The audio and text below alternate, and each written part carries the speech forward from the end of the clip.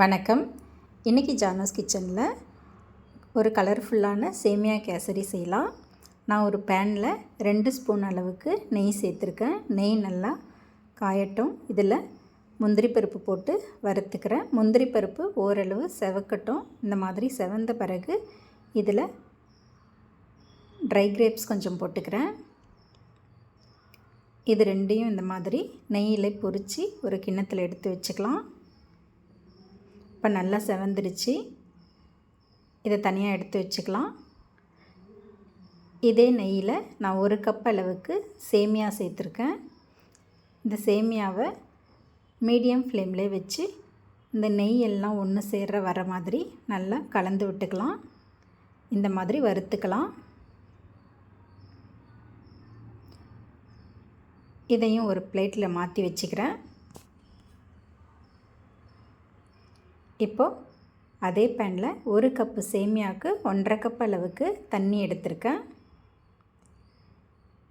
இந்த தண்ணி இந்த மாதிரி கொதித்து வந்த பிறகு நம்ம நெய்யில் வறுத்து வச்சுருந்த சேமியாவை அதில் சேர்த்துக்கலாம். சேர்த்துட்டு நல்லா கலந்து விட்டுட்டு ஸ்டவ்வை லோ டு மீடியம் ஃப்ளேம்லேயே வச்சு இதை மூடி போட்டு வேக வச்சுக்கலாம். கொஞ்ச நேரத்துலேயே சேமியா வெந்துடும். ஒரு 80% அளவுக்கு வெந்தால் போதும். இப்போ வெந்துடுச்சு.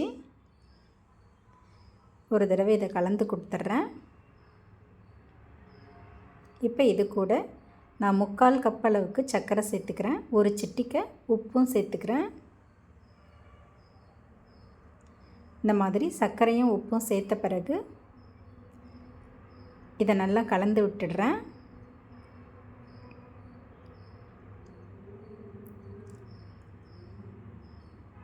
இந்த மாதிரி நல்லா கலந்து விட்டுடலாம்.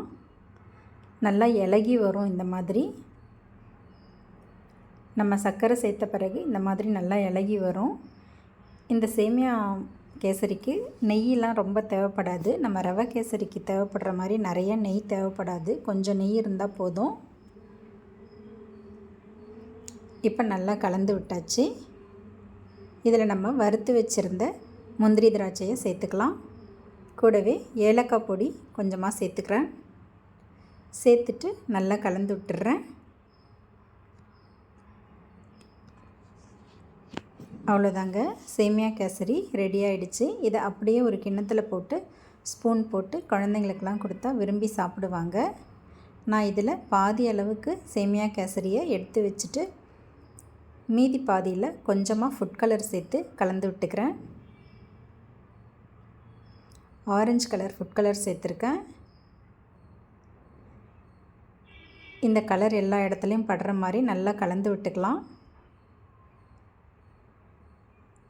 இந்த மாதிரி கலந்து விட்டுட்டு ஸ்டவ் ஆஃப் பண்ணிடலாம். இந்த மாதிரி டபுள் கலரில் செஞ்சு கொடுத்தா குழந்தைங்களும் இன்ட்ரெஸ்ட்டாக விரும்பி சாப்பிடுவாங்க.